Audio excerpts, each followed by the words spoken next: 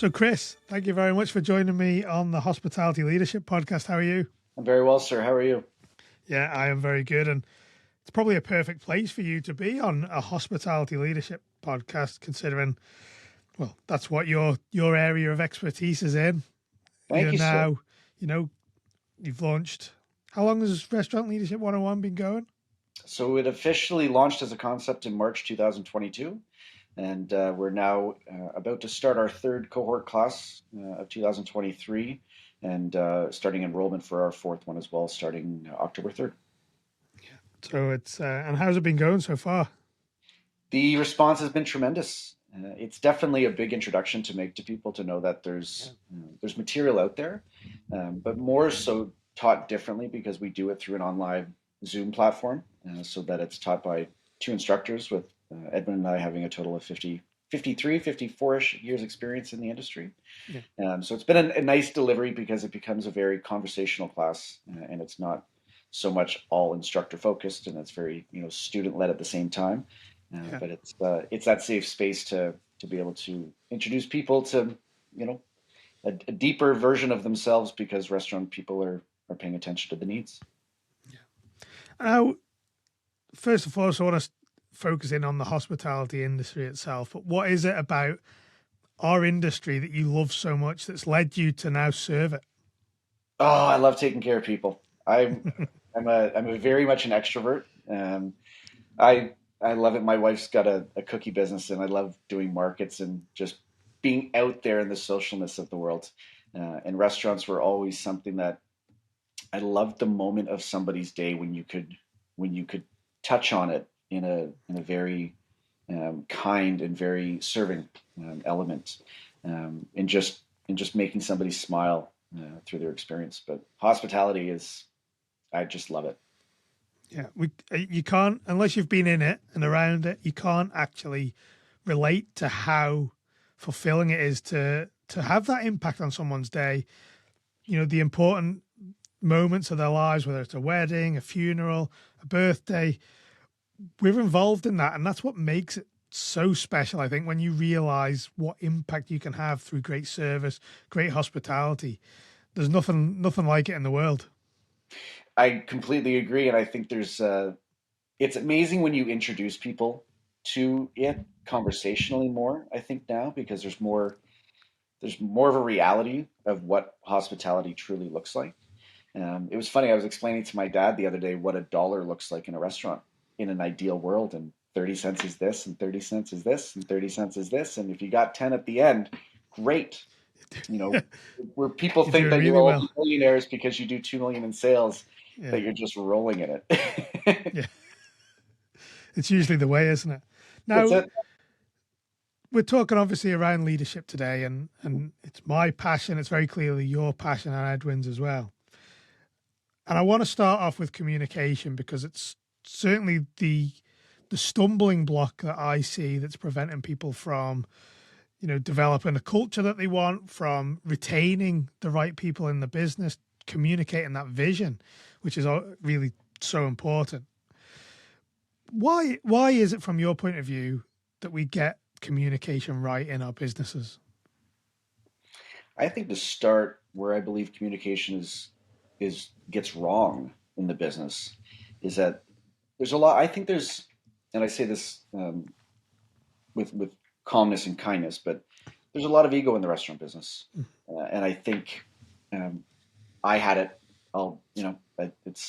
It exists no matter which way you look, but I feel that there's always this step ladder of positions that Mhm. sometimes get um, overly exerted by not necessarily working in the team format, but much more, oh, that's not my job. Oh, I don't need to do that. That's somebody else's job.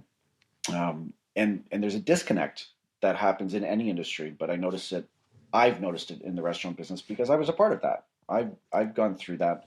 Um, I'm the GM, right? This is your position to do this. But at the same time, I've also been the GM that just doesn't delegate, because I'm very tenacious and I get things done as soon as they need to get done. Mhm. Um, and handing it off, if you will. Um, Sometimes it's caused me my own anxiety. if you kind of position it that way. But I think there's such a difference in today's culture that the one big thing that I had learned through leading teams was transparency. That if you come to me with 100% pure honesty, I will have your back 100%. You'll Mhm. always win. You'll always have my support. But breaking that mold of transparency and honesty, I think is is the defeat that happens with communication, because it breaks a level of trust, and then you're not sure how to continue communication with somebody, and it becomes a noticeable difference within a business. And I think in a restaurant where there's always a high octane push in getting through a strong 4-hour dinner service, doing a few hundred guests, and making sure that you're maintaining that completeness by being honest, is the starting point for communication. It's, I think you touched down there that high octane element that can very easily boil over, can't it, when communication isn't right? And certainly where we're talking about, you know, that trust element is so important. And if you aren't being transparent in your communication, if you've not created a culture where people feel that they can be transparent with you, Yeah, there's things that boil away under the surface that don't get spoken about, that don't get dealt with, and can bite you in the backside when they do eventually erupt, and can do, you know, destructive things to teams over 3 6 months. You know, it could all turn around and fall apart in that amount of time. absolutely. And you become reactionary. Yeah. Right? So when you're becoming reactive in your response, and again, I haven't, I believe I've been a great restaurant leader in my years, but I absolutely know that there's spots that I haven't been. That's, Hmm. that's just simple honesty. I think all of us realize it at some point, but I absolutely know that, I've upset people in my existence as their boss, and I've worked really hard with what I'm doing now in my businesses to make sure that I correct this for the future of restaurant people, Hmm. because I've Yeah. corrected it for myself, and fixed me, to be able to help, develop those breaking points in restaurants, that can get the best of you, and that can take your love for the business, very easily away. Yeah. What sort of exercise can people be doing, or tools they can use to develop their communication skills to make it more effective?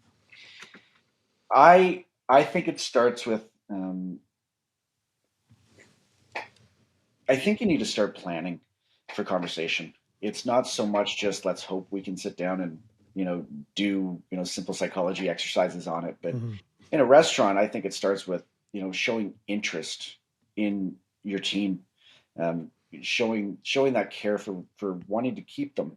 You're seeing lots of restaurants that are losing teammates, not from the industry necessarily, but just go to another restaurant Yeah. because, a manager's setting up goal positioning and, and coaching exercises really that allow them, to be paid attention to. I think there's a difference when you invest in your team and when you sit down and go, let's sit down and make a 3 month, 6 month, and 9 month goal plan for you. And Hmm. immediately there's an interest from your team knowing that they're cared for. Absolutely. And then with that communication, I think very naturally is going to happen, because now that that person is being paid attention to, they're going to be more vocal about, things to bring to the business, things that may not be working in the business, because they feel like they're being listened to now. So goal setting, I think, is the starting point, for being able to sit down with your team, to let them know now that it's a safe place to create communication, in a more effective manner. Yeah. And I think you're right. Once you start getting those goals in place and the communication element is there around expectations, people are more invested in where you are going. Want the a massive advocate for getting your values, your mission, your vision set out and communicated. And to get people to buy into that, you've got to tie them, the work that they do, back into that. So how can people go about communicating, say, a vision, or communicating goals and setting goals for people? How would you approach that with, whether it's a chef or one of the front of house staff, what's the best way of sitting down and saying, we're going to start setting goals and you're going to be working to them? I think a vision and mission is absolutely the starting point. I was complimenting, I met with some leaders from Corp restaurants a couple of weeks ago, and I was blown away going onto their website and seeing that their vision and their mission statements are there. They're transparent to the guest, they're transparent to the team. Absolutely. And I think they've set up such a success with that being a part of their brand that has been given the right attention to, that is the starting point for getting goal setting to go forward, because you've got a platform to work on and a platform base to start from, and more of a launch pad, if you will, to be able to get people to think in those environments that create a space for ingenuity, creative aspect, and really a soul punch to loving what you do, because you're already effectively set up the moment you walk in the door. But 100%, that would now be the responsibility of the managers to appropriately maintain that mission and vision that the company has set out as a goal. And I think when leaders hold on to that tone, now sitting down with your team and working with the vision and the mission statements to be able to break down goal setting for them directly is a beautiful starting point. And I think, it still astounds me the amount of job adverts, job descriptions that don't make any reference to the values, to the vision, to the mission. We've got a client who's just started doing that now, including them in their job application, and the quality of the candidates they're getting double the amount of appropriate people who will be perfect for their culture just by doing that, because you're filtering them out at that stage. That's amazing to hear. Yeah, I love that. I think there's it's the starting point of a growing point. Yes, and if you get anybody on board that believes in what you're doing as a brand, and the attention now is, let's sit down and talk about what this is and what that is, allows it a much easier and safe space to be able to create programs within your entirety team. And I think you can do it with, not just your managers and not just your co-managers. This is about your entire team. If you're going to have, a lead hostess, know that the GM or her direct restaurant manager is interested in her and watching her effectively grow. Yeah. I think there's a great opportunity for us to continue to build career hospitality professionals. And I feel like there's a disconnect that's actually happened in the past years, that there's enough exiting happening. There's not enough entering happening. Mm-hmm. But I think there's an opportunity for us to be able to pull the entering in again and start growing our business with a lot more authority. We've got to inspire people again. I think in the past, that's what hospitality did. People, they were aspiring to be part of it. Yeah. But now I think things have changed, obviously, with the labor landscape. I think the pandemic accelerated it a little bit. I think we now have a mission to inspire this next generation of people, to let them see what's possible in hospitality, and in particular, that element of personal growth, because that is something which we hear time and time again, that Gen Z, Gen Z are constantly wanting growth opportunities for themselves.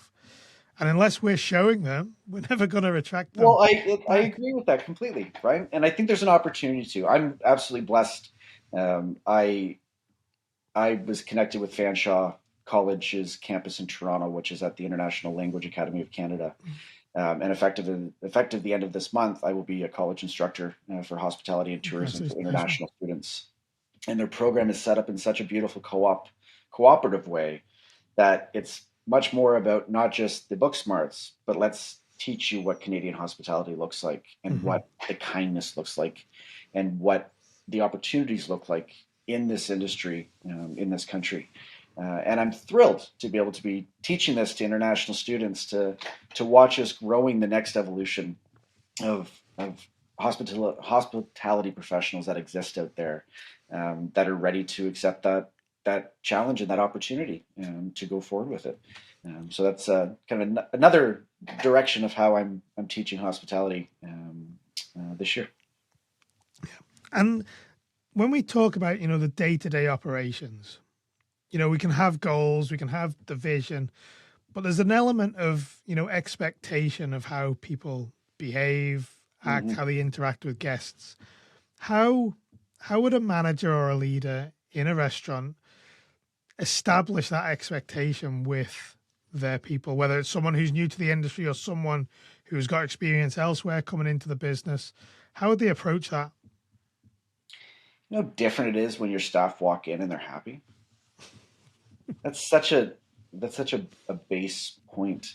I used to say to my team, I'm like, if you've got problems going on out there in the world, and you're not going to be at the best for you when you walk in these doors, then it's not gonna work for you in here. It's going to Mm-hmm. shift your team focus. It's going to shift your customer focus and your guest focus. So I think the starting point is letting your team know how much you applaud them for showing up, and and giving them that care and that incentive, that taking care of them is going to equal getting more guests, taking care of Mm-hmm. guests in a different light. There's going to be a feeling for guests walking in your restaurant and go, wow, this business really takes care of their team. We're going to support the business now. And I feel it's an organic nature that happens naturally as a starting point to let your team know how much they're cared for because of how much the guests are cared for. But there has to be an equilibrium there, and it realistically it can't just be about the guest. If you don't have your team, you don't have the guests. I used to say to my staff, I said, forget them. There's a handful of you. There's millions of them we can get. But if I don't take care of the handful of you, then we're not going to get the million of them. Yeah. So let's look at this in a different light. And we very successfully kept hiring new people when we needed to. We were able to grow the business because the business was getting better or it was getting busier. Um, but with all that happening organically, as the restaurant's getting busier, more people are applying because they hear how we're taking care of our staff, and it just continuously moves on an upwards direction. And I think now there's just a misunderstanding of what hospitality, can be about for the Gen Zs and the more the Gen Zs, I think, and how great of an industry this is, and how wonderful of a career it can be, and how respectful of a career it can be, and not so much, oh, you're a career waiter. I've had career waiters making double what I was making. But starting point is letting your team know how well they're received and respected, and I think that's a natural starting point to be able to create a better guest comfort. Yeah. Well, it is, and this is something that I think society blurs, or it tries to make this distinction between your personal life and your professional life. And I think, like, even clients of mine are always surprised when I say, from a coaching perspective, if you've got something going on in your personal life and you're happy to obviously deal with it, then we include that. It's all part of creating a better professional version of you. And it's the same with us as leaders in the locations, in the restaurants, whether it's a hotel, wherever you are. You've got a responsibility in a way to help people to the extent that they're happy to be helped deal Absolutely. with stuff that's going on in their private life, because it directly impacts the guest experience. And that's what drives repeat business. If you're not giving memorable experiences, anything other than, above mediocre is the standard now. We've got to be given excellent experiences to people. And we don't do that with Absolutely. unhappy people. We don't. And I think mental health has become such a conversation in this business, and issues with mental health, that if you don't invest in your team's health, it's just going to be a downward spiral for your business, because then conversationally, all of a sudden, that person leaves your business and tells 10 people. It's like a bad review, right? Absolutely. Now you're getting a bad review of your business, and now people aren't applying, and now people aren't wanting to work for you, and it's just going to deplete exactly what you're doing. But we all have this conversation, I think, anywhere where it's, I don't bring my personal life into work. Sure you do. You're a human being, and there's Yeah. nothing wrong with that. But if I, as your as your leader of the restaurant, can say, hey, looks like you're having a tough day. Is there anything we can do to help? Yeah. Great, great. People don't, I don't think that's as expected No. to be a conversation, but showing that direct interest in your team, because I was dealing with it myself, right? And I didn't know where to go for help, but I kept personifying this idea that everybody else could do it, and I didn't, and I couldn't for myself. It And is, and you see it on someone's face when you ask that question. That, like, just exactly what you're saying there. That shock of why are you talking about this? And as much they may even push back on it initially, but I 100%. think the majority of people appreciate the interest or the want to help at that stage, rather than trying to skirt around it or avoid it and pretend it's not happening. They want to be seen and heard as well. Absolutely. And I think there's more of an expectation from the younger generations now that this is what it's supposed to be. Hmm. And if the old guard, if you will, doesn't see that or understand it, and that's a big reason why Restaurant Leadership 101 is so pertinent, in the McFadden group with one-to-one coaching and team coaching that I'm doing, is that it teaches these leaders. Everybody, I think, knows what they need to do, but not Hmm. necessarily know how to deliver, Yep. how to do it. And I think the beauty of the younger generation coming into the business, with their expectations that they have, is starting to become much more apparent to the people that have been in the industry 10, 15, 20 years, and where they have to take their own initiative to ensure, that there's going to be that offer of assistance, or any kind of mental health issues that need to be addressed. Yeah, no, it is. It's so important. Now, that leads us nicely into talking about developing high performance teams and or highly effective teams. Now, what does that look like in a hospitality sense? Because again, all the things we've spoken about, the communication, the setting of goals, setting the expectations, and dealing with, you know, things that are going on with your employees all contribute to a high performance team when it comes to delivering a great guest experience. What does it look like from through the lens of hospitality? I think we all tend to hold on to our staff, whether or not they're contributing or not, Hmm. because we get scared of, are we going to be able to replace them? Are we Yeah. going to be able to get another hire in? I think you need to pay a lot more attention to, exiting certain people, in a full appreciation to what the bigger goal is of the business. Yeah. But starting number one, get the right people on the team. Period. That's your starting point. And if you have to get rid of a few that aren't, make sure you take care of them, treat them with respect, as they're Hmm. exiting the business. But if you don't have everybody on the same bus, it's going to be a lot more difficult, to drive that bus, if you've got the one kid at the back that's causing trouble.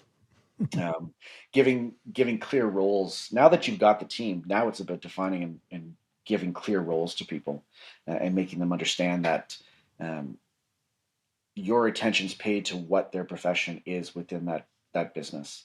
I thought it was always important when I was doing, new hires, was that you had to work in every station. You had to Hmm. be a server assistant. I've always hated the word busser. I've always called bussers, server assistants, because I believe that that's exactly what that role is. Hmm. But you have to be the expo. You have to be a bartender for a day. You have to be a barback, before you're going to start taking a section in a restaurant, or even begin your server training. You need to understand the wholeness of the business. And I think when you've got a chance to get the right team on board, to now get the roles very well executed, and everybody understands each other's roles, it's going to build just a beautiful team dynamic, and it's going to allow a focus on that team dynamic, to start increasing this stamina, that your power team, if you will, has an opportunity, to showcase. Yeah. And when we talk about team dynamics, what are we looking for in Orange? Are we looking for a team of A players, or do we need to mix in one or two B players? And I mean that respectfully, who Oh, maybe don't absolutely. aren't superstars, aren't rock stars. No, then you have a whole bunch of egos hitting four walls in a Yeah, business, and which is who's never good. it's never good, right? I was blessed when I worked for Highs of Canada Steakhouses for about 5 years, and watching waiters that were retiring after 50 years of service, Wow. um, and they were with the company for for their most of majority of their life, since they were had just walked into hospitality, Mm-hmm. and it was amazing. It was amazing. It was that beauty of career waiters, and as much as they were all superstars, we absolutely had the younger generation coming in, and the newer generation were promoting within, um, because it was the right steps for us to do, because now it was building a next evolution of, these are the next 50-year career waiters that we're going to have with our business and our restaurant. And there was such a nurturing that was taken by these leads that had been there for so long, to be proud of the work that they did, to be able to now teach the work that they did, in developing the next people, if you will, in the hospitality business. Now, on the subject of ego, have you got any pointers that you can share with people about how you deal with ego? Because I think, as much as some conversations, and certainly my opinion differs from this, is that we don't need any egos in the hospitality industry. I think We don't. we do We need it don't. to a certain extent, but how would you manage people who do have big egos that may clash with other people? What would your approach to that be? You know what's funny? It's just food and beverage.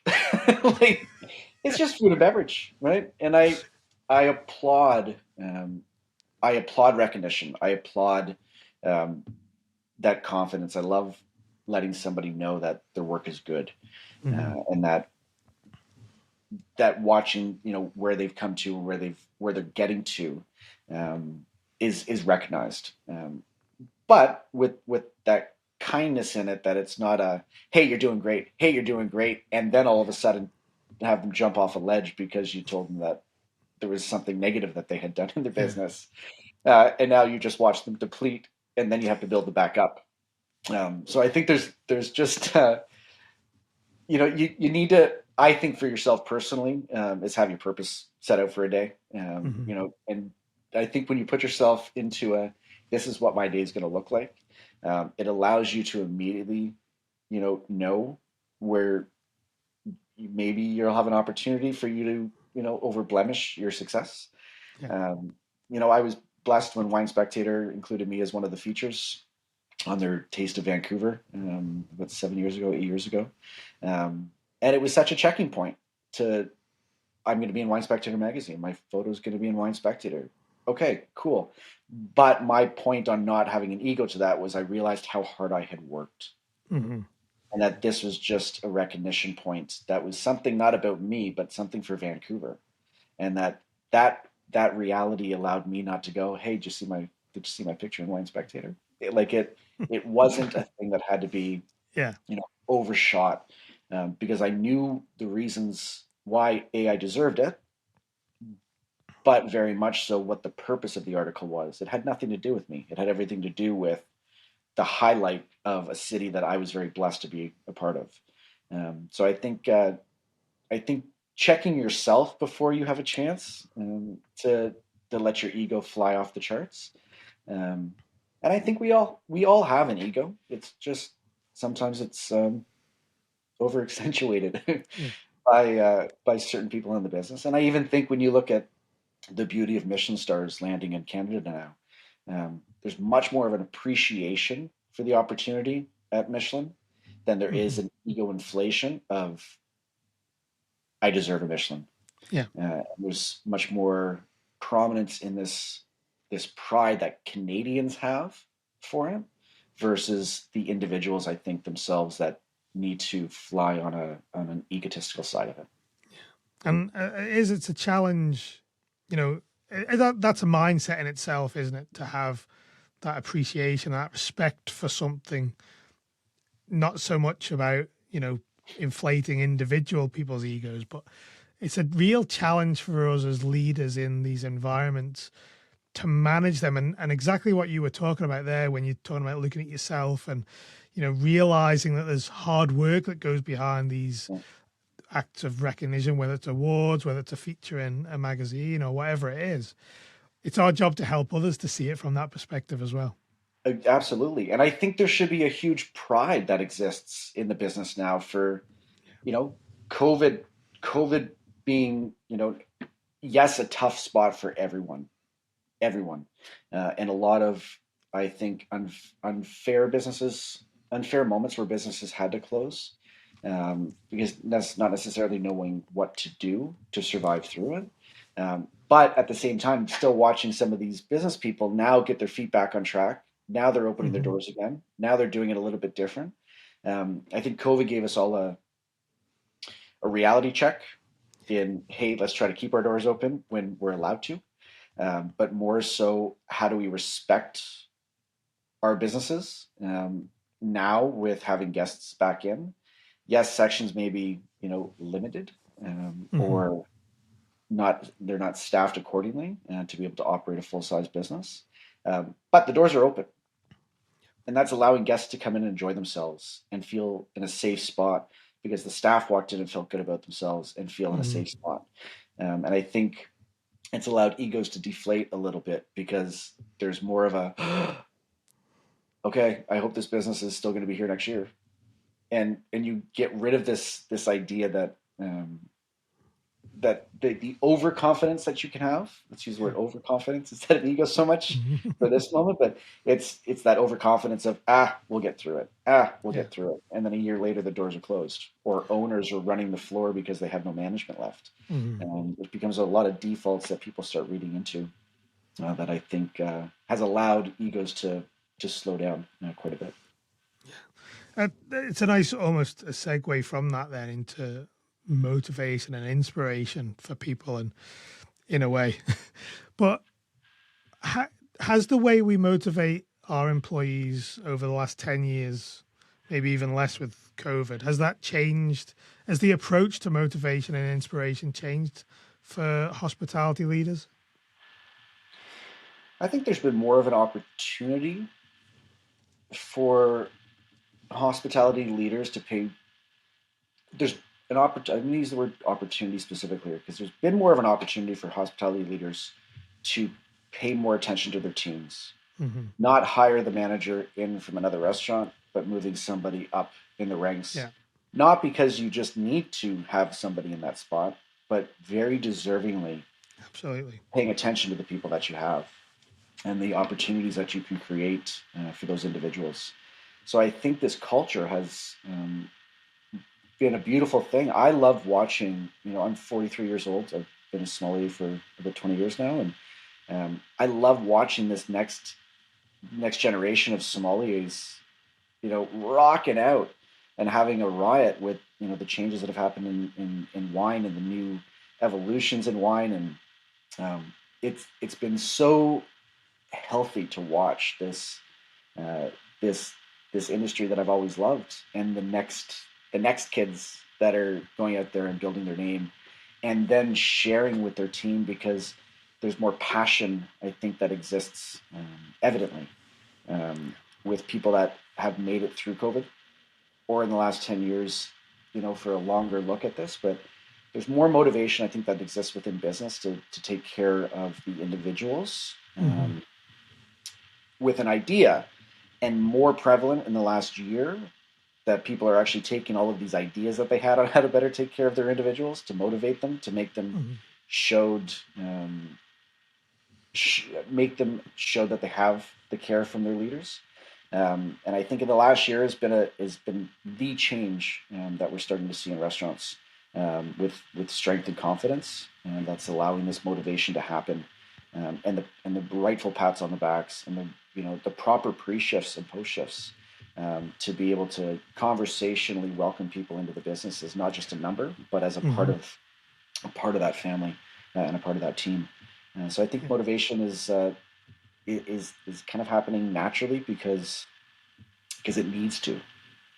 But I think there's been 10 years of thought about it, and I think the last year has really pushed people to have to do something about it. And I think we're seeing greater opportunities for greatness in leaders to continue to grow. Have you come across any innovative or unexpected ways that people are inspiring their employees? Is there anything that's something that you've come across maybe recently or even taught yourself is a relatively left field way of doing things for their people? I think there's more opportunity now for investing in the development of teams. Mm-hmm. Um, you know, not just myself with the McFadden Group or Edwin and I with Yeah. Restaurant Leadership 101, but I had an amazing conversation with David Hopkins from the 15 Group, and he and I at the Restaurants Canada show, where I was very lucky to be a guest speaker with Jenny Companion from the 15 Group and Jim Taylor from Benchmark 60. Yeah. Oh, And yeah. we were talking about resilience and leadership. And this great conversation that I had with David after the discussion board was the 15 Group was first to market. They were the hospitality consulting company, and they still are very much the leader in this space. But David had made this comment to me about how there's so many new consulting companies out there, but the best thing we could do is how do we complement each other and not compete against each other? Yeah. But how do we complement each other to take care of the ongoing issues that we're seeing in restaurants? But every issue that we have out there, there's somebody out there that can help. And I Mm-hmm. think there's an opportunity for restaurant owners or restaurant executives or restaurant managers. There's more people paying attention to what services are out there to have a new set of eyes to come in and say, hey, let me help. This is what I specialize in.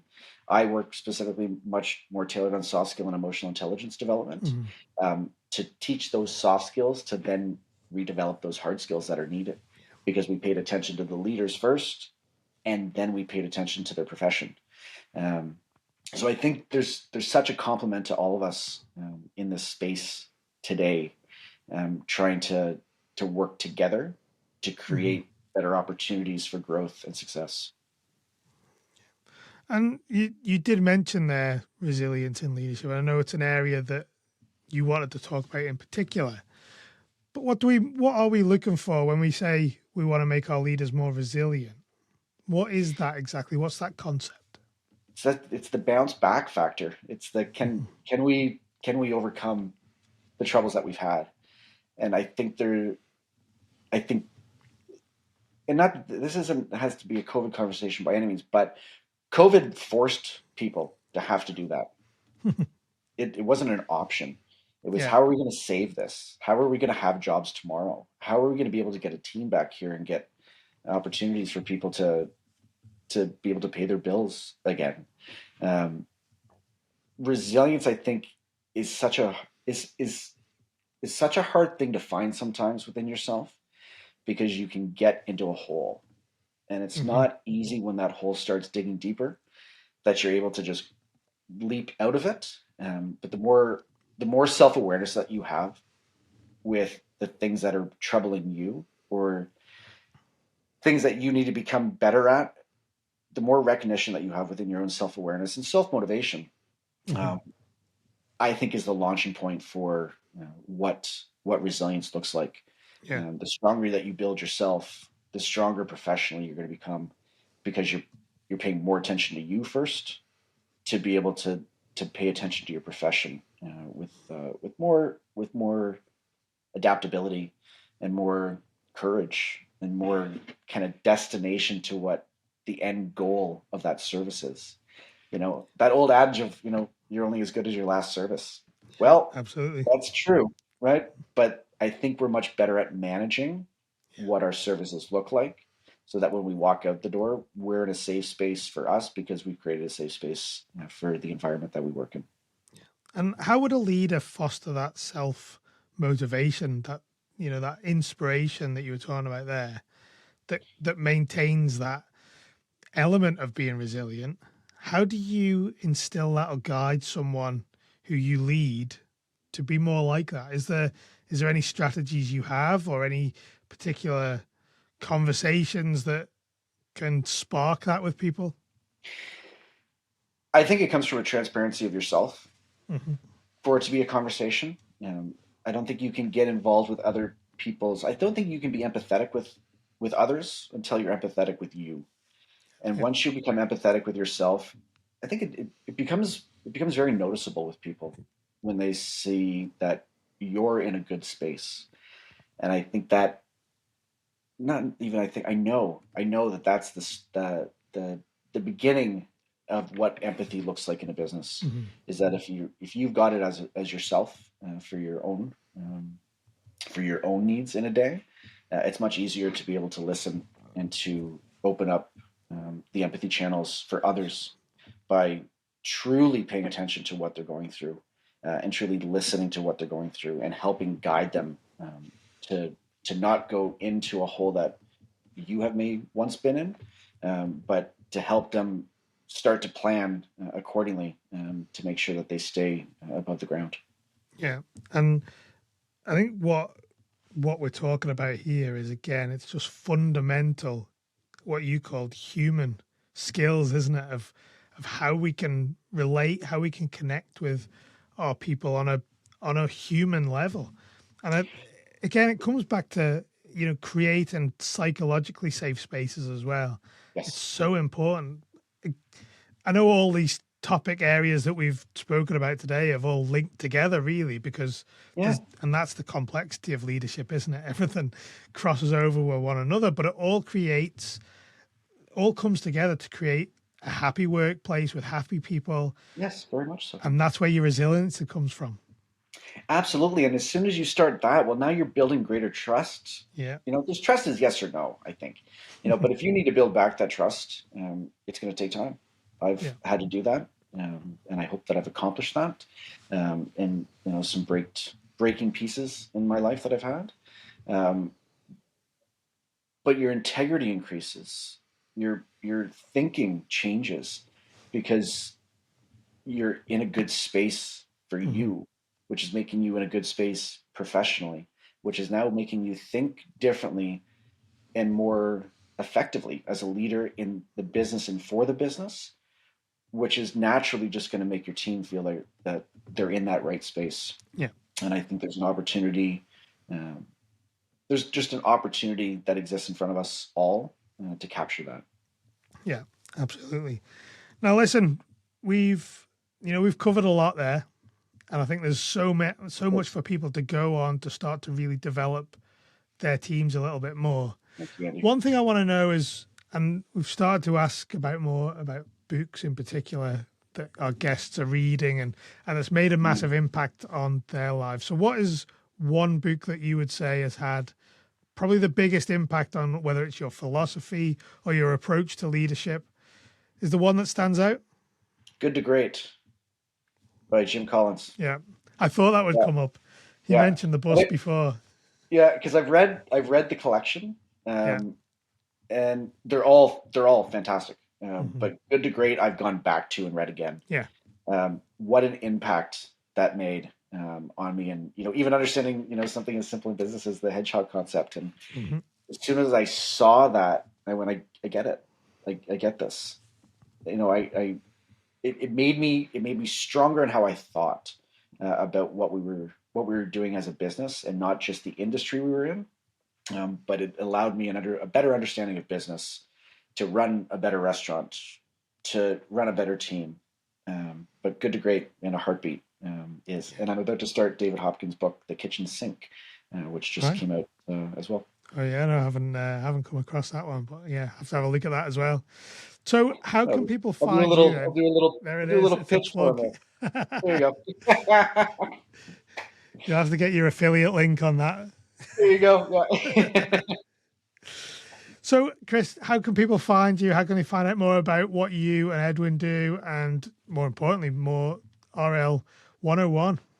So there's two different ways for me. The McFadden Group is tmg-hospitality.ca is my website. You can connect with me at christopher@tmg-hospitality.com for my email. And then our Restaurant Leadership 101 course, www.restaurantleadership101.com. And you can also email me directly for information more about the course. Perfect. Listen, thank you so much for coming on and sharing your knowledge, your Andy, thank experience with you. us, and no doubt, there's a huge amount of benefit for anyone listening to this episode to apply these concepts in their business. Thank you, sir. It won't happen overnight necessarily. Some of them, you can get a lot of traction in a short amount of time, but if people are applying what we've spoken about today, they'll be on a good way to transform and how their business operates. So listen, thank you so much for coming on. It's been great to chat with you and connect with you. And long may it continue. Andy, thank you very much for your time today, and thank you for inviting me here.